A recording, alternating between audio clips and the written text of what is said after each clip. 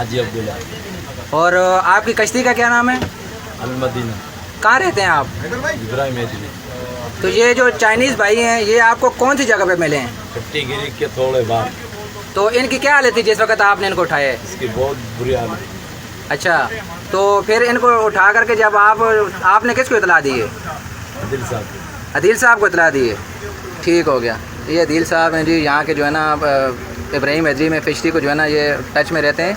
तो इस वक्त जो है ना जो चाइनीज़ हैं इनको जो है ना ये नाखुदा हैं, इन जो यहाँ पे लेकर के आए हैं इब्राहिम हैदरी के जो है ना कोस्ट इसकी MSA की पिकेट है वहाँ पे लेकर के आए हैं। मज़ीद ख़बरनि ऐं तफ़सीलात लाइ विज़िट कयो असांजी वेबसाइट www.awamiNewsHD.com ऐं ॾिसंदा रहो अवामी न्यूज़ HD।